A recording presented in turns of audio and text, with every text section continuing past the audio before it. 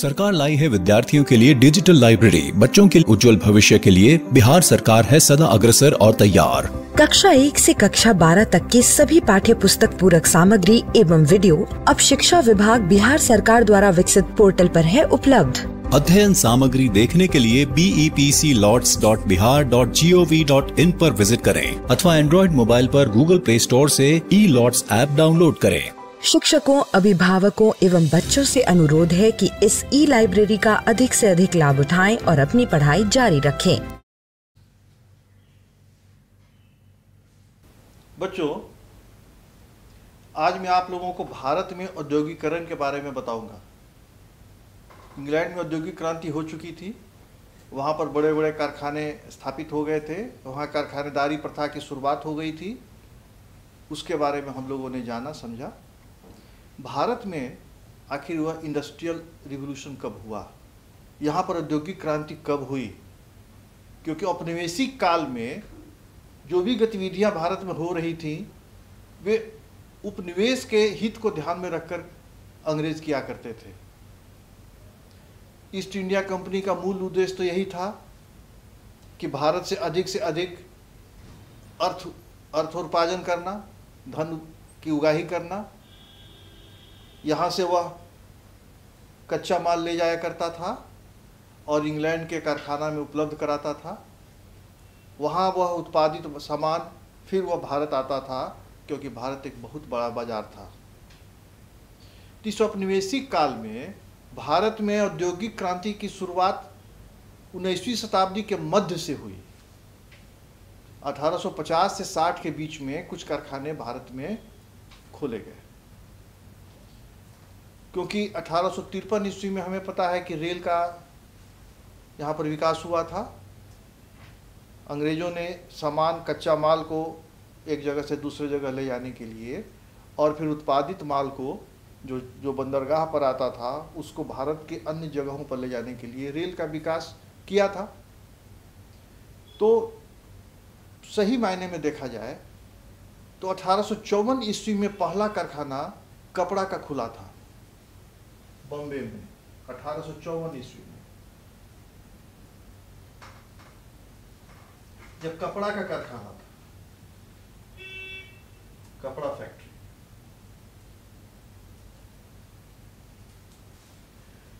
चूंकि उस समय बोहरा संप्रदाय के लोग, बोहरा जाति के लोग, पारसी, ये लोग सूत और वस्त्र उद्योग में लिप्त थे।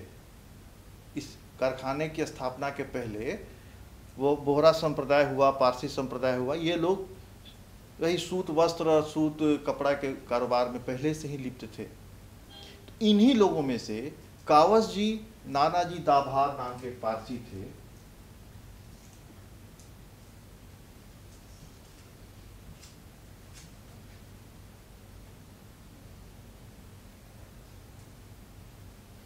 इन्होंने ही पहला फैक्ट्री 1854 ईस्वी में कपड़ा का खोला और उसमें चूंकि जो मुख्य रूप से इस वस्त्र कपड़ा उद्योग में लगे हुए थे वे थे गुजराती, पारसी और बोहरा। कावस जी नानाजी दाभार पारसी थे, तो इन्होंने जो पहला फैक्ट्री खोला तो उससे उत्पादन शुरू हो गया। वास्तविकता यह थी कि वह जो सूती वस्त्र के लिए जो मशीन बने थे, बड़े बड़े मशीन, पावर लूम या फिर कार्टराइट या फिर स्पिनिंग जेनी, स्पिनिंग मूल, ये जो भी बने थे यह बृहद थे, बड़े बड़े थे और इसमें बहुत पूंजी लगती थी, खर्चीला था। तो सबके बूते की बात नहीं थी। तो चूंकि इन लोगों ने कुछ धनोपार्जन कर लिया था, इनके पास पैसा था, तो इन लोगों ने इस कपड़ा फैक्ट्री का शुरुआत किया। उसके बाद अन्य जगहों पर भी वस्त्र उद्योग लगने लगा, कारखाना बढ़ने लगा। तो 1862 ईस्वी तक बॉम्बे में 4 फैक्ट्री हो गए थे वस्त्र उद्योग के।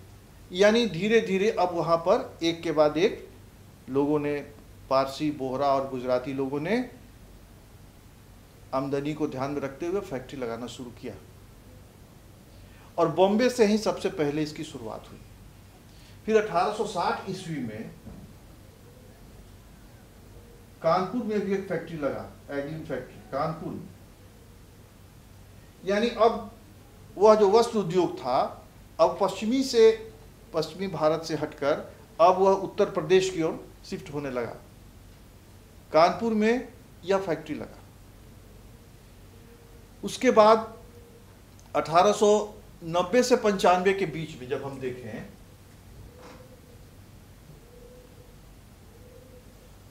यानी 54 से 95 तक लगभग 40-41 साल के अंदर पूरे भारत में 39 फैक्ट्री वस्त्र उद्योग के लग गए थे। 39-40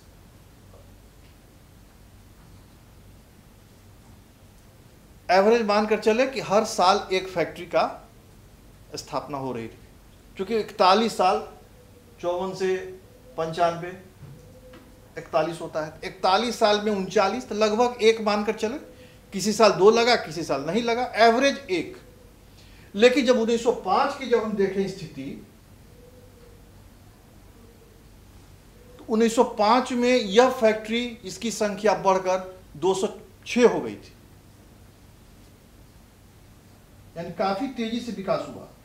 10 साल के अंदर जो 39 था अब वहां पर लगभग 160 मान के चलिए।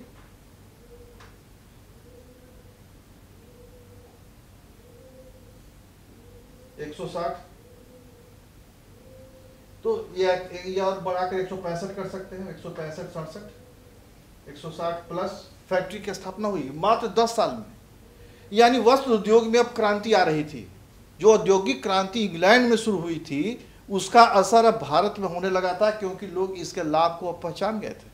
और इसमें ईस्ट इंडिया कंपनी और प्लस अंग्रेज सरकार, चूंकि 1857 तक तो सारा भारत का प्रशासन ईस्ट इंडिया कंपनी के हाथ में था, और जब 1857 की क्रांति होती है तब भारत का जो भी उपनिवेशिक प्रशासन है वह वहाँ की सत्ता, वहाँ की सरकार अपने हाथ में लेती है। तो दोनों ने मिलकर इस वस्त्र उद्योग को बढ़ावा दिया। हम एवरेज देखेंगे कि एक फैक्ट्री का अगर मजदूरों की संख्या देखें तो लगभग 1000 मजदूर एक फैक्ट्री में काम कर रहे थे। यानी 206 फैक्ट्री में 2 लाख से अधिक 2 लाख मजदूरों को इसमें काम मिला हुआ था, कारीगरों को इसमें काम मिला हुआ था। यह बहुत बड़ी बात थी। यानी अब जो आजीविका का जो साधन था वह गांव के कुटीर उद्योग हो या फिर लघु कृषक हो, वे लोग उससे हटकर अब वे फैक्ट्रियों में मजदूर और कारीगर बनने लगे थे। यह हुआ वस्त्र उद्योग की बात। अब हम देखें कि उसी आसपास 1859 में वह जो 54 में तो पहला कपड़ा फैक्ट्री लगा था। अब 1859 के आसपास अब देखें तो बंगाल में एक तीसरा जगह है। तो हम लोगों ने देखा कि किस प्रकार बॉम्बे में, मद्रास में, कानपुर में सूती वस्त्र उद्योग स्थापित हो रहा था। क्योंकि 1854 में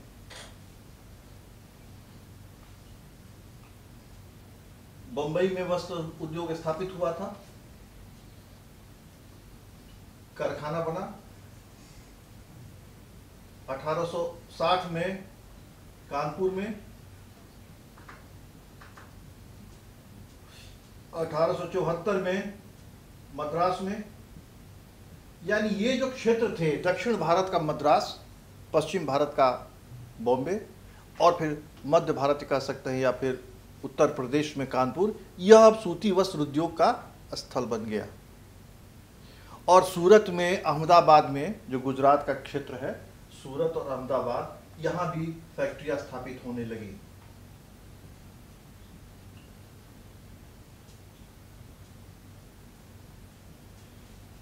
और अभी मैंने आप लोग को बताया कि 1905 आते आते लगभग 204 फैक्ट्रियां स्थापित हो गई थी, जिसमें कि 2 लाख मजदूर, कारीगर, श्रमिक काम कर रहे थे। इसी के समकक्ष 1854 में जब पहला कारखाना खुला था कपड़ा का, वो कावस जी नानाजी दाभार के द्वारा, उसी समय रिसरा, पश्चिम बंगाल में एक जगह है रिसरा, वहां पर जूट उद्योग, उसके लिए कारखाना खुला, जूट का कारखाना बंगाल में खुला 1859 ईस्वी में।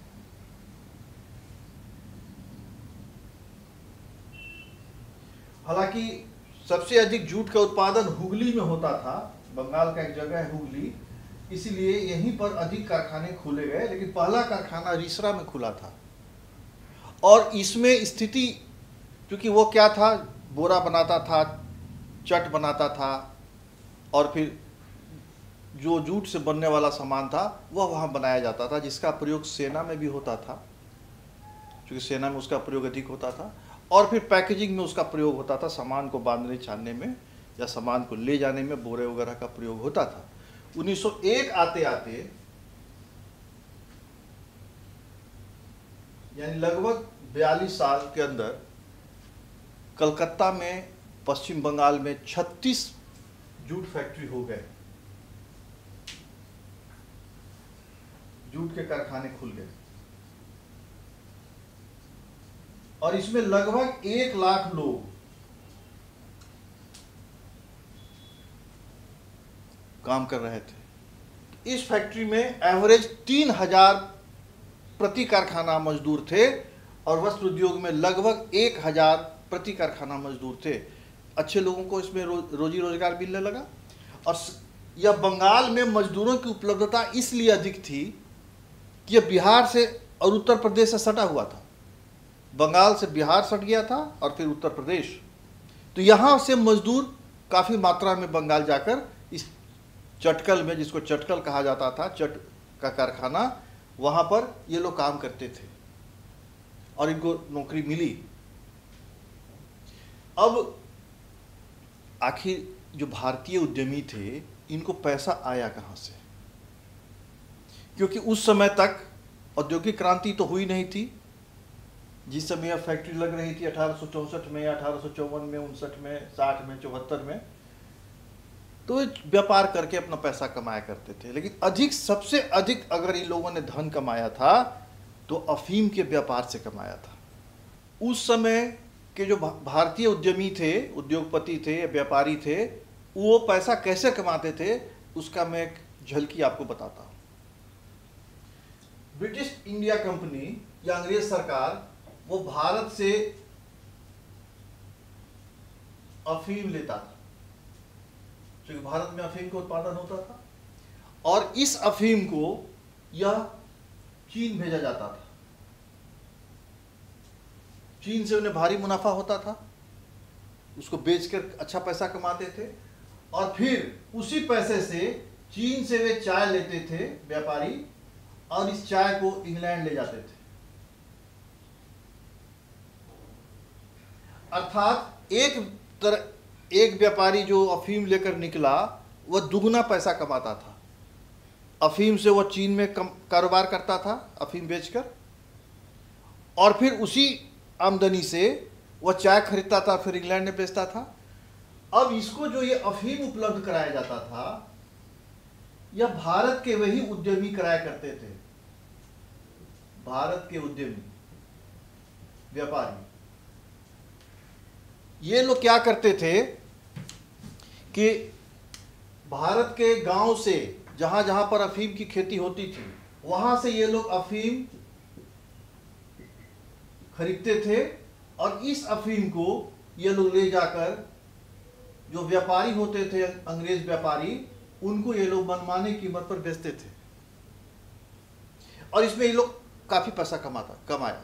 अर्थात चीन के व्यापार से भारत के उद्यमियों ने अच्छा पैसा कमा लिया, और इसमें पारसी, बोहरा और गुजराती ये लोग भी लगे हुए थे, क्योंकि बंदरगाह उस समय बॉम्बे में था, वहीं से जहाज आता जाता था, मद्रास से भी जहाज आता जाता था। तो जहां बंदरगाह था, व्यापारी अपना जहाज वहां लगा देते थे, और भारत के उद्यमी, उद्योगपति, भारत के जो व्यापारी थे, ये लोग अफीम लाते थे, इनको उपलब्ध कराते थे, इसको ले जाकर वे लोग चीन बेचते थे, चीन से वे लोग चाय खरीदते थे, और उस चाय को वे लोग यूरोप के अन्य देशों में या इंग्लैंड में उसको ले जाकर बेचते थे, अच्छा पैसा कमाते थे। तो इस तरह इन लोगों के पास पैसा आ गया था। इसके अलावे कुछ व्यापारी दक्षिण अफ्रीका या फिर एशियाई देशों से, बर्मा मलाया से व्यापार करते थे। कुछ व्यापारी उद्योगपति जिनके पास पूंजी हो गई इस अफीम व्यापार से, चीन के व्यापार से, वे लोग सूद पर पैसा लगाने लगे।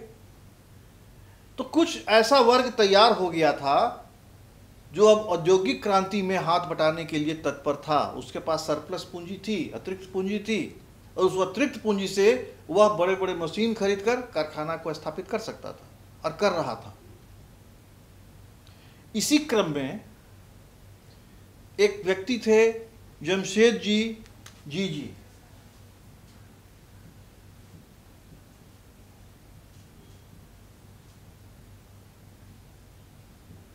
इन्होंने काफी पैसा कमा लिया और जो अपना पैसा इन्होंने कमाया, इस पैसे को इस अफीम के व्यापार से, चीन के व्यापार से अफीम को अंग्रेज व्यापारियों को उपलब्ध कराना और बीच में जो वो दलाली करना, कमीशन उनका जो बनता था, अधिक राशि इनके पास आ गई। इन्होंने उसको जहाजरानी उद्योग में लगाया, यानी उन्होंने जहाज बनाया, जहाज खरीदा और उस जहाज को व्यापारियों को देते थे, उससे वे व्यापार किया करते थे।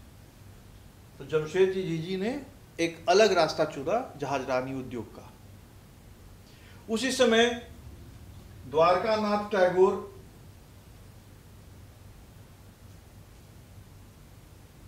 इन्होंने भी इस चीनी व्यापार से, चीन के साथ जो अफीम व्यापार होता था उससे इनके पास भी काफी पैसा आया, लेकिन ये थोड़ा आधुनिक विचारधारा के थे। इन्होंने अपना पैसा खनन में, बैंकिंग में, बीमा में, बागान में, खनन, बैंकिंग, बीमा और बागान व्यवस्था में इन्होंने लगाया और इन लोग का कारोबार चल निकला, काफी लाभ हो रहा था इन्हें। बागान व्यवस्था क्या है आप लोगों को पता होगा। अंग्रेज सरकार द्वारा चाय और कॉफी और कुछ फल, इसके बृहद पैमाने पर उत्पादन के लिए भारत के इन उद्यमियों को सस्ते दर पर जमीन उपलब्ध कराया गया और जमीन को समतल करके वहां पर चाय और कॉफी या रबर इस सब का पौधा लगाया गया। ये पौधा जो एक बार लग जाता है, चाय का, कॉफी का या रबर का, यह काफी साल तक उसी एक पौधे से फल मिलता रहता है। चाय उत्पादित हुआ, चाय का पत्ती काट लिया गया, अगले साल फिर चाय होगा। तो एक बार जब उसको रोप दिया जाता है तो उससे कई साल तक आप उससे उत्पादन ले सकते हैं। और इस पूरे स्थान को इन लोगों ने घेराबंदी कर दिया। इसी को बागान व्यवस्था कहा जाता है। यह अधिकांशतः पहाड़ी इलाकों में इसकी व्यवस्था की गई। दक्षिण भारत में कॉफ़ी की व्यवस्था की गई और उत्तर पूर्व भाग में चाय की खेती होने लगी, चाय का बागान स्थापित होने लगा। इसमें इन लोगों ने पैसा लगाया और काफ़ी पैसा इन लोगों ने अर्जित किया। लेकिन 1840 से 1850 के बीच में, यानी 19वीं शताब्दी के मध्य में, अब इन लोगों को घाटा होने लगा, क्योंकि अंग्रेज, इंग्लैंड का जो जहाजरानी उद्योग था प्लस अमेरिका का जहाजरानी उद्योग था, इससे अब जमशेदजी को टक्कर मिलने लगा और परिणाम यह हुआ कि इनको अपना पूरा जहाज बेच देना पड़ा। जहाजरानी उद्योग इनका ठप हो गया, इनकी स्थिति अच्छी नहीं रही। और वही स्थिति फिर टैगोर, द्वारकानाथ टैगोर की रही। इनकी भी स्थिति घाटा लगा, लेकिन कुछ लोग ऐसे थे जो इस घाटा से अपने को उबार लिए। उसमें थे जमशेदजी टाटा, जमशेदजी नोनोजी टाटा। ये दूसरे जमशेदजी हैं। मैं जिस जमशेदजी की बात कर रहा हूं वह भी पारसी थे। इनका नाम था जमशेदजी टाटा, या फिर डिंसा पेटिट।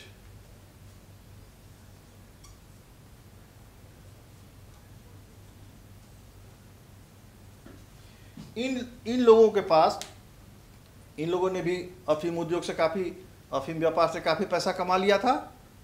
और इन लोगों ने कपास का भी व्यापार शुरू किया था। कपास को भारत से लेकर फिर वह व्यापारियों को देना, जहाज़ पर लदवाना, कमीशन लेना, और फिर वह कपास फिर इंग्लैंड के कारखाना में जाता था वस्त्र उद्योग के लिए। तो इस अफीम और कपास के व्यापार से इन लोगों को भी काफ़ी फायदा हुआ था और इनकी स्थिति बची रही, इनकी स्थिति खराब नहीं हुई। जैसे कि जमशेदजी जीजी या द्वारकानाथ टैगोर की स्थिति हो गई थी, इन लोगों की स्थिति ठीक रही और इन लोगों ने अपने उस पूंजी को अन्य व्यापार में, उद्योग में, कारखाना में लगाया। बंगाल में 1915 आते आते सेठ हुकुमचंद ने कलकत्ता में जूट फैक्ट्री खोला। ये एक मरवारी थे, इन्होंने जूट उद्योग में काफ़ी पैसा कमाया। हुकुमचंद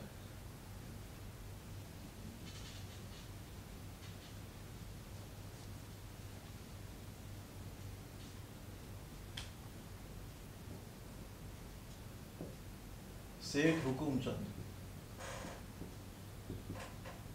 इन्होंने कलकत्ता में जूट फैक्ट्री की स्थापना की और वह उससे उन्हें काफी पैसा कमाया। उसी आसपास जीडी बिरला, जो अभी घनश्याम दास बिरला है, इनके पूर्वज, उन लोगों ने भी कई फैक्ट्रियां खोली, यानी बिरला का उद्योग स्थापित हुआ। इनके पास भी वही अफीम उद्योग, अफीम व्यापार और फिर कपास व्यापार से काफ़ी ने पैसा आ गया था। तो इन लोगों ने औद्योगिकरण में, भारत में जो औद्योगिकरण की शुरुआत हुई थी उसमें इन लोगों का प्रमुख रोल था। लेकिन होता क्या था कि इंग्लैंड के जो सत्ता थी उसने व्यापारियों का प्रबंधन और फिर इसका रख रखाव, देख रेख अपने हाथ में रख लिया था। कौन सा व्यापार, कौन सा उद्योग लगेगा, कौन लगाएगा, यह सब तय करने वाले ब्रिटिश सरकार होती थी। भारत के लोग पूंजी लगाते थे और सारा फैसला वे करते थे क्योंकि उन्हें अपने हित की चिंता थी। तो इस तरह मैनेजमेंट पूरा अंग्रेजी सरकार के हाथ में था और वहाँ उन लोगों ने, यूरोपीय उद्योगपतियों ने अपना एक संघ बना लिया था। भारत में जितने भी उद्योगपति थे यूरोप वाले, उन लोगों ने अपना एक संघ बना लिया था और भारत के उद्योगपतियों को उससे अलग रखा था। यही स्थिति थी, जटिल स्थिति थी। लेकिन फिर भी भारत के ये टाटा या बिरला या फिर सेठ हुकुमचंद या और इनके जैसे और भी कई धनी मानी लोग जिनके पास पूंजी थी, जिन्होंने व्यापार से पैसा कमा लिया था, अफीम व्यापार से या कपास व्यापार से, उन लोगों ने इस काम को, उद्योग को लगाना शुरू किया। अब वस्त्र उद्योग के बाद चूंकि रेल का विकास हो गया था और रेल का विकास होने की वजह से लोहे की मांग बढ़ गई थी, लोहा और इस्पात का। तो टाटा ने 1907 में पहला कारखाना लोहा का वह जमशेदपुर के साक्षी में खोला। अभी भी जमशेदपुर लौह उद्योग के लिए काफ़ी मशहूर है। 1907 में टाटा ने वहां पर पहला कारखाना खोला।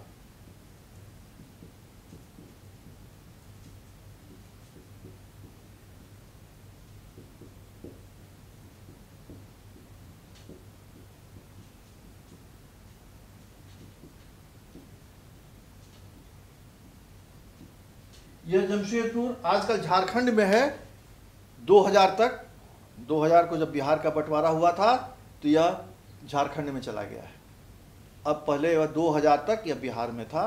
तो बिहार के उस समय के, बिहार के जमशेदपुर के साक्षी स्थान पर इन्होंने अपना पहला इस्पात कारखाना खोला और काफ़ी मुनाफा कमाया, काफ़ी मुनाफा कमाया। अब सवाल ये उठता था कि जो इतनी फैक्ट्रियां लग रही थीं, उस फैक्ट्रियों में मजदूरों की काफ़ी ज़रूरत थी और मजदूर जो थे कुशल, उसमें दो तरह के मजदूर हुआ करते थे, एक स्किल्ड लेबर, एक अनस्किल्ड लेबर। एक वे मजदूर जो मशीन चलाना जानते थे, सूत काटना जानते थे, वस्त्र निर्माण जानते थे, और एक वे मजदूर जो अपना कृषि का काम छोड़कर या अन्य काम छोड़कर मजदूर बनने के लिए शहरों की ओर अपना रुख किए हुए थे।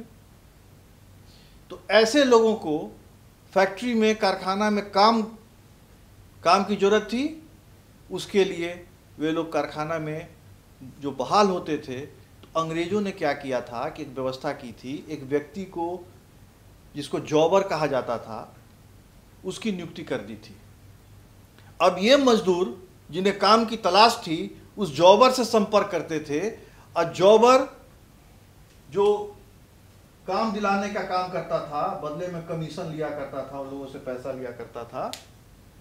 यह जॉबर उन लोगों को काम के पोटेंसी के आधार पर किस प्रकार का काम करते हैं, स्किल्ड है कि अनस्किल्ड है, वह देखकर उनको योग्यता के आधार पर अलग अलग फैक्ट्रियों में अलग अलग इस पर मेहनत आने पर, मजदूरी पर उनको नौकरी दिलवाता था।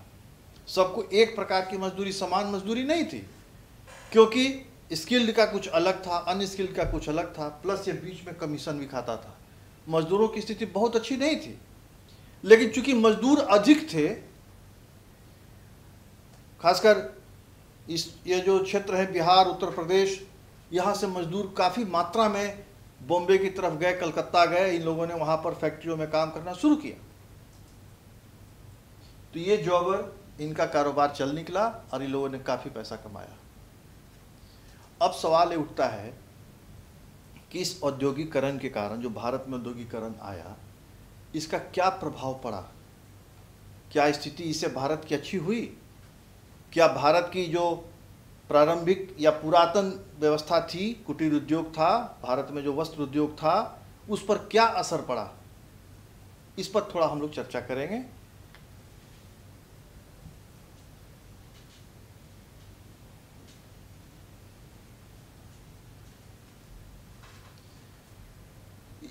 इसकी जो विशेषता थी औद्योगिकरण की, वह था कि निर्यात उद्योग जो था वह काफी बढ़ गया, यानी निर्यात उद्योग को बढ़ावा मिला।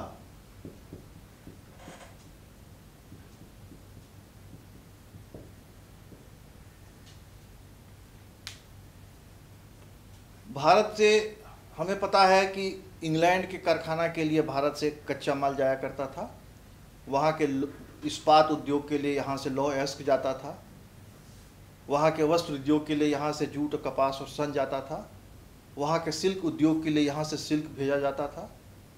तो इस तरह निर्यात बढ़ा, और फिर भारत में जो ये सामान बनने लगे, भारत के कारखाने जब खुल गए, तो यहाँ से अंग्रेजों ने सामान को अपनी कीमत पर खरीदकर अपने यहाँ ले जाना शुरू किया, और इसलिए भारत से एक निर्यात बढ़ा, ये अच्छा रहा। और उसके अलावे जो भी निर्यात में बिजनेस में लगे हुए थे, निर्यात के कारोबार में लगे हुए थे, उन्होंने अच्छा मुनाफा कमाया, विशेषकर इसमें यूरोपीय ही लगे हुए थे। लेकिन इस कारखानेदारी प्रथा से भारत के औद्योगिकरण के कारण प्रतिस्पर्धा का अभाव था। वहाँ पर अच्छे वस्त्र बन रहे थे, इंग्लैंड में, मैनचेस्टर में, और भारत में अंग्रेजों की चाल ऐसी थी कि यहाँ पर अच्छा वस्त्र न बने, यहाँ पर मोटा वस्त्र बने, क्योंकि उसका वो बनाते नहीं थे, उनके फैक्ट्रियों में मोटा वस्त्र नहीं बनता था। वह जब भी बनता था तो वह हाथ से बनता था या फिर कुटीर उद्योग में बनता था। तो अंग्रेजों ने इस ऐसी नीति भारत में बना दी कि भारत का सामान उनके क्वालिटी के समकक्ष न हो, नहीं तो फिर विदेशों में, यूरोपीय देशों में भारत के सामान की मांग बढ़ जाएगी और उनका व्यापार ठप हो जाएगा। अपने व्यापार को बढ़ावा देने के लिए उन लोगों ने भारत के उद्योग को इस प्रकार नियंत्रित किया कि यहाँ पर प्रतिस्पर्धा न रहे। लेकिन जब स्वदेशी आंदोलन हुआ तो इन लोगों ने विदेशी वस्त्रों का बहिष्कार किया और भारत में अपना वस्त्र बनाना शुरू किया। उसके अलावे इंग्लैंड में जो कपास जो था वो भारत के लोगों ने अब निर्यात करना कम कर दिया, और यहीं पर उसका प्रयोग करना, भले ही मोटा वस्त्र बनता हो, भले ही करघा से जो वस्त्र था वो उनके समकक्ष क्वालिटी के अनुरूप नहीं होता हो, वो पतला नहीं होता हो, लेकिन इन लोगों ने अपना उद्योग, अपना कारखाना, कुटीर उद्योग चालू रखा और स्वदेशी आंदोलन के चलते काफ़ी तेजी आई। लेकिन जब प्रथम विश्व युद्ध हुआ, वर्ल्ड वार फर्स्ट, और वर्ल्ड वॉर फर्स्ट के बाद इंग्लैंड की स्थिति थोड़ी जर्जर हो गई, वहाँ की अर्थव्यवस्था गड़बड़ा गई। उसके बाद भारत के औद्योगिकरण में थोड़ी तेजी आई। यहाँ पर छोटे कारखाने, मध्यम कारखाने या फिर बड़े कारखानों में उत्पादन काफ़ी तेजी से शुरू हुआ, क्योंकि इंग्लैंड में अब फैक्ट्रियों में उतना उत्पादन नहीं हो पा रहा था प्रथम विश्व युद्ध के बाद जितना कि पहले होता था। 1914 के पहले जो उत्पादन होता था वो 1918 के बाद नहीं हुआ, क्योंकि उनकी स्थिति खराब हो गई थी, उनकी आर्थिक स्थिति चरमरा गई थी, और प्लस पूरी मात्रा में उन्हें कच्चा माल प्राप्त नहीं हो रहा था, कपास वगैरह, क्योंकि उसकी भी खेती प्रभावित हुई थी। तो इस प्रकार भारत में प्रथम विश्व युद्ध के बाद उत्पादन में तेजी आई थी। उसी समय चूँकि लोहा का उत्पादन होने लगा था, रेल का विकास हो गया था, तो भारत में कोयला सेक्टर में, यानी कोयला उद्योग, खनन उद्योग, बैंकिंग सेक्टर में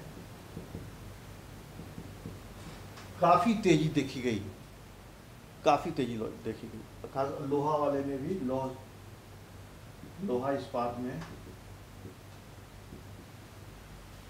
सेंट्रल बैंक ऑफ इंडिया, कई बैंक उसी समय स्थापित किए गए, और फिर रानीगंज में कोयला, फिर झरिया में, धनबाद में, सब जगह कोयला का खान खोजा गया, उसकी खुदाई शुरू हुई, खनन शुरू हुआ।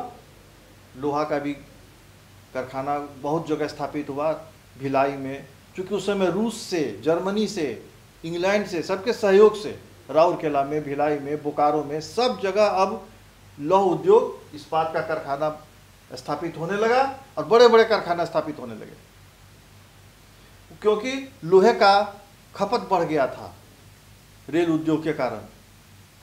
और इसी कारण अंग्रेजों ने एक औद्योगिक आयुक्त का भी नियुक्ति की थी, इंडस्ट्रियल कमिश्नर, औद्योगिक आयुक्त।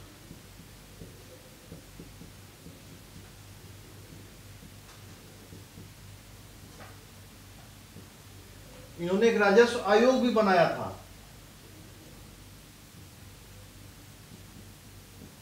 Revenue commission. ये औद्योगिक आयुक्त और राजस्व आयोग यह तय करता था कि किस उद्योग में पूंजी अधिक से अधिक लगाया जाए, और इन लोगों ने टीन में, शीशा में, इस सब अलग अलग कागज उद्योग, इस सब क्षेत्रों में इन लोगों ने चिन्हित किया क्षेत्रों को, और भारत के उद्यमियों को उधर भी उद्योग स्थापित करने का एक तरह से प्रोत्साहित उन लोगों को किया, और भारत के उद्योग स्थापित होने लगे। कागज, टीन, लोहा, ये शीशा, जस्ता, उस तरह की फैक्ट्रियां स्थापित होने लगी, और भारत में अब औद्योगिक क्रांति जो इंग्लैंड से शुरू हुई थी वह धीरे धीरे फर्स्ट वर्ल्ड वॉर के बाद गति पकड़ी, और भारत में काफ़ी तेज़ी से विकास हुआ। कई कारखाना खोले गए, इस्पात के कारखाना हुए, फिर कई कोयला खान स्थापित किए गए, कोयला का खदान से कोयला निकालने का काम शुरू हो गया, लौह खदान से लोहा का अयस्क निकालने का काम शुरू हो गया, और वह कच्चा माल फिर भारत के इस्पात उद्योग में जाता था, और यहीं पर उसका उत्पादन शुरू हो गया। जमशेदजी टाटा, जिन्होंने पहला फैक्ट्री खोला था जमशेदपुर में, वहां पर पुनः उन्होंने एक साक्षी में एक और फैक्ट्री बनाया, यानी उनका जो लौह उद्योग था वह तेजी से आगे बढ़ा। फिर हाइड्रो प्रोजेक्ट भी उन लोगों ने स्थापित किया, जल से बिजली बनाना, कोयला से बिजली बनाना, यानी हर तरफ भारत अब विकास के रास्ते पर चल निकला था। हालांकि अंग्रेज की औपनिवेशिक नीति थी कि जो भी वो अपने हित के लिए वो काम किया करता था, उसे अपने ट्रेन के का जो विस्तार हो रहा था उसके लिए उसे कोयला चाहिए था, उस रेल के विकास के लिए उसे इस्पात चाहिए था, क्योंकि जब रेल का विकास होगा तभी तो कच्चा माल या उत्पादित माल एक स्थान से दूसरे स्थान पर आसानी से आ सकेंगे, और रेल का जाल भारत में बिछ रहा था। कारण जो भी रहा हो, भारत के उद्योगपतियों को इससे काफ़ी लाभ हुआ, और भारत में बड़े बड़े उद्योग स्थापित किए गए। तो इस प्रकार बच्चों हम लोगों ने देखा कि भारत में औद्योगिकरण की शुरुआत कैसे हुई, किस प्रकार बॉम्बे में 1854 में पहला कारखाना स्थापित हुआ, और वह किस प्रकार आगे चलकर प्रथम विश्व युद्ध के बाद उसमें तेजी आई, गति पकड़ी और कई बड़े बड़े कारखाने भारत में स्थापित हो गए, कुछ इंग्लैंड के सहयोग से, कुछ जर्मनी के सहयोग से, कुछ रूस के सहयोग से। जैसे जो बोकारो का जो इस्पात उद्योग लगा उसमें रूस का सहयोग है, राउरकेला का जो इस्पात उद्योग लगा उसमें ब्रिटेन का सहयोग है, भिलाई का जो इस्पात उद्योग लगा उसमें जर्मनी का सहयोग है। वहाँ की मदद से यहाँ पर स्थापित हुआ, उद्योगपतियों ने यहाँ पर उसको स्थापित किया। कुछ सरकार के नियंत्रण में थे और कुछ उद्योगपतियों के नियंत्रण। हालांकि सबका प्रबंधन भारत की आज़ादी के पहले तक वे अंग्रेज जो थे प्रबंधन अपने हाथ में रखे हुए थे। तो इस प्रकार हमने देखा कि भारत अब प्रगति के रास्ते पर चल निकला था। बच्चों, हम लोगों ने अभी तक देखा कि भारत में औद्योगिकरण की शुरुआत कैसे हुई और भारत में कौन कौन से उद्योग लगे। खासकर वस्त्र उद्योग, लौह उद्योग यह काफ़ी तेज़ी से आगे बढ़ा। खनन क्षेत्र में अगर हम देखें तो कोयला, लोहा, इसका खनन शुरू हो गया था और यह काफ़ी तेज़ी से इनका विकास हुआ था। कई क्षेत्र ऐसे चिन्हित किए गए, खासकर झारखंड का जो क्षेत्र था वह कोयला के लिए बहुत समृद्ध माना गया और है भी। वह जो अब बिहार से बढ़कर झारखंड में चला गया, वह कोयले का अकूत संपदा वहाँ पर मौजूद है। इतना कोयला मौजूद है खासकर झरिया में कि वो कोयला का अगर खनन किया भी जाए तो आगामी 50 वर्ष तक कोयला खत्म होने वाला नहीं है। तो इसका विकास हुआ। अब फिर और क्या हुआ कि औद्योगिकरण के कारण उद्योगों का विकास हुआ।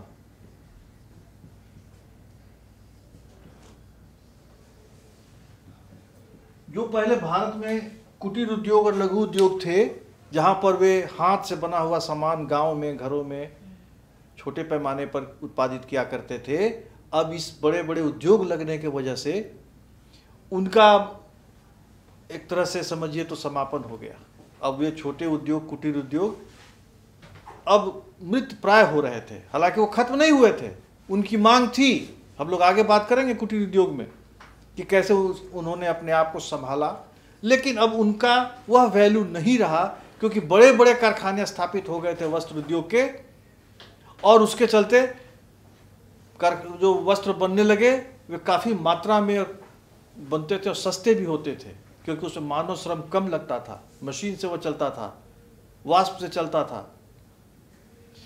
परिणाम यह हुआ कि उद्योगों का विकास हुआ, और जब उद्योगों का विकास हुआ तो नगरीकरण को बढ़ावा मिला।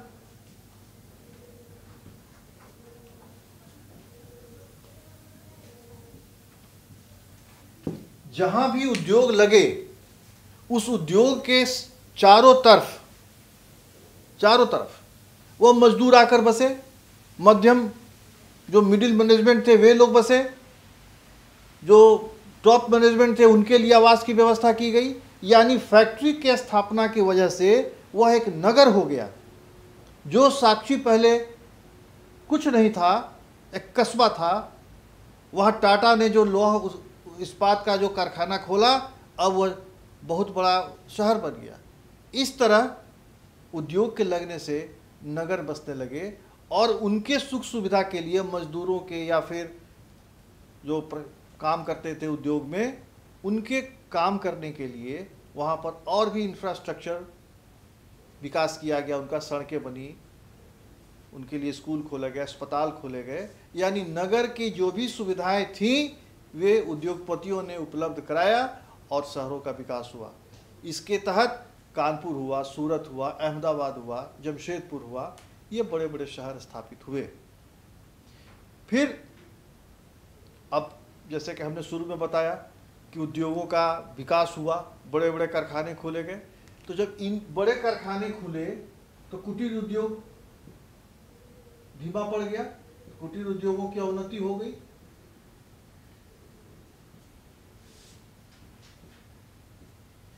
जहां पर छोटे ही पैमाने पर सामान का उत्पादन होता था लेकिन बाजार में उसकी खपत थी, अब वह बाजार के मुकाबले, बाजार में जो सामान फैक्ट्री से आता था उस मुकाबले कुटीर उद्योग का सामान अपने को खड़ा नहीं पाता था क्योंकि वे सस्ते दर पर उपलब्ध थे और इनका सामान महंगा मिलता था क्योंकि मानव श्रम के द्वारा तैयार किया जाता था।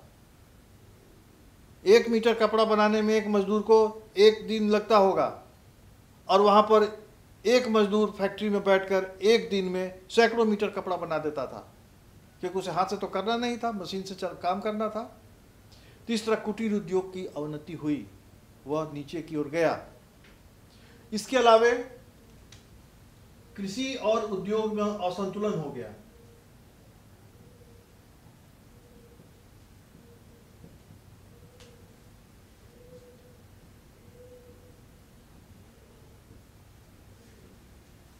जो छोटे छोटे किसान थे, जिनके पास भूमि नहीं थी, वे लोग अब कारखाना की ओर अपना रुख किए, वहां पर जाकर मजदूर बन गए।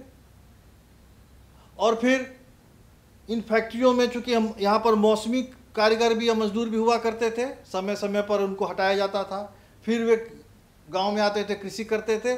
यानी पूरी तरह न तो वो कृषि पर निर्भर थे, न तो पूरी तरह वे उद्योग पर निर्भर थे। और इस प्रकार वह असंतुलन बना रहा, क्योंकि जो किसान प्रारंभिक समय में 24 घंटे कृषि पर ही निर्भर था, अब वह किसान कृषि पर ध्यान कम देता था और उद्योग की ओर अपना रुख करता था। उद्योग में जाता था, वहाँ बेकारी की समस्या थी, वहाँ पर कई तरह का प्रॉब्लम्स वो झेलता था, मजदूरी कम थी, काम का घंटा अधिक था। और फिर वह वापस जब आता था गांव, कृषि की ओर आता था, तो स्थिति अच्छी नहीं रही, यह संतुलन बना रहा। उसके अलावे फिर सामाजिक विभाजन भी हुआ इसी औद्योगिक क्रांति की वजह से।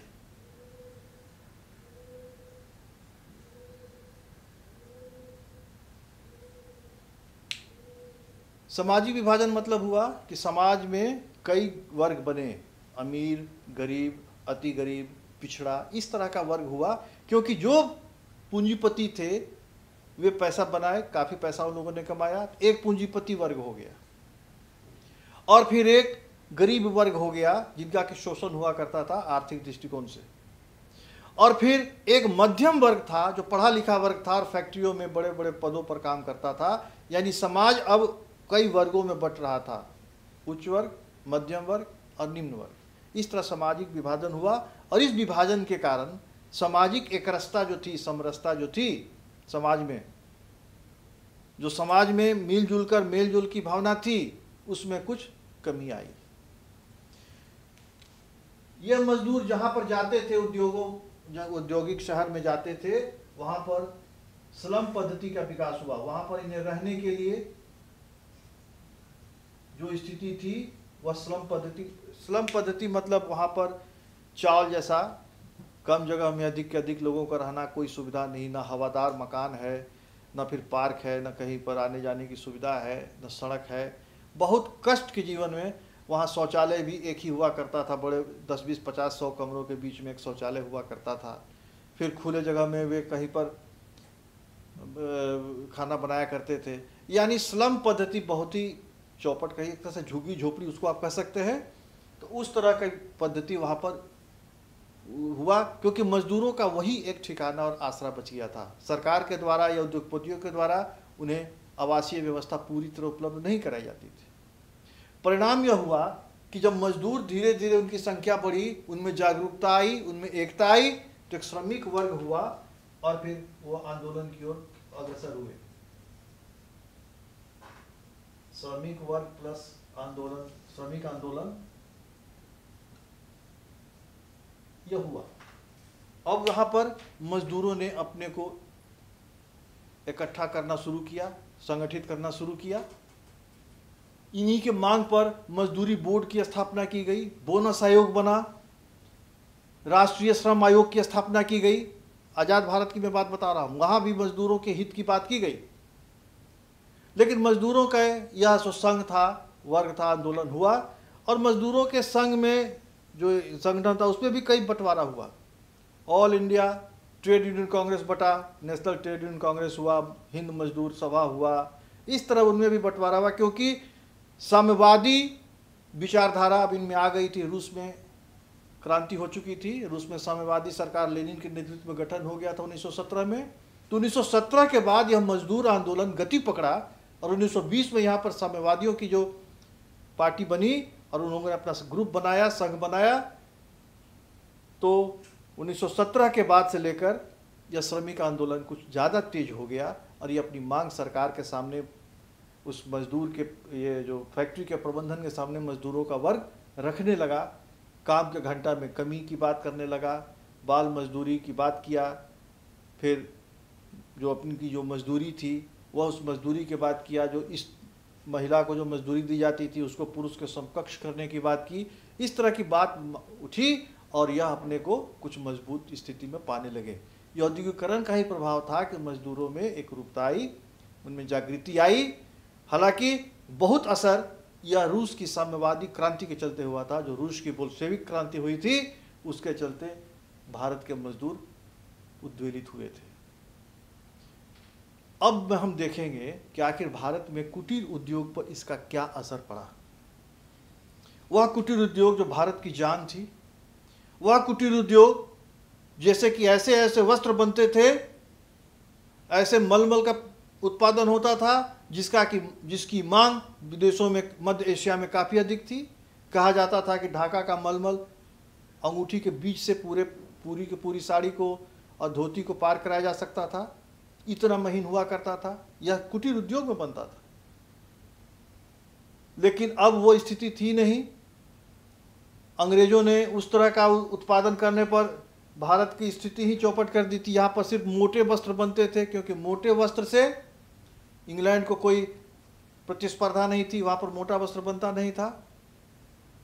तो इन लोगों ने अब क्या किया कि अपनी तकनीक में, जो उनकी जो पुरानी तकनीक थी, उसको इन लोगों ने रिनोवेट किया और स्पिनिंग जेनी वगैरह जो फैक्ट्रियाँ, जो मशीन फैक्ट्रियों में लग रहा था प्रारंभिक दौर में, तो उस छोटे छोटे फैक्ट्रियों को, मशीनों को इन्होंने अपने कुटीर उद्योग में लगाना शुरू किया। यानी नई तकनीक का प्रयोग करके इन लोगों ने कुटीर उद्योग को थोड़ा सा आधुनिकीकरण किया, और इसके चलते इनका वस्त्र उद्योग जो था वह कुछ अच्छा कपड़ा बनने लगा और तेज़ी से बनने लगा, क्योंकि अब कुछ मशीन का प्रयोग इन लोगों ने करना सीख लिया। इनका जो वस्त्र होता था वो कलात्मक हुआ करता था, और कलात्मक वस्त्र होने को, चूंकि फैक्ट्री में जो कपड़ा बनेगा वो एक तरह का बनेगा, एक ढर्रे का बनता था, और ये तरह तरह का हाथ से काम करके कलात्मक वस्त्र बनाया करते थे, जिसकी मांग कुलीनों में, उच्च वर्ग में, पूंजीपतियों में अधिक थी। इसलिए कुटीर उद्योग पूरे मायने में खत्म नहीं हुआ था, क्योंकि इसकी मांग इंग्लैंड के अभी भी जो धनी संपन्न वर्ग था वहाँ पर इसी कुटीर उद्योग के कलात्मक वस्त्रों की मांग थी, और वह यहाँ से जाता था, ये मुनाफा भी कमाते थे। और गरीबों का जो कपड़ा था, मोटा वस्त्र जो गरीब पहनते थे, सस्ते दर पर जो कपड़ा उपलब्ध कराया जाता था, वह कुटीर उद्योग ही उनको मुहैया कराता था।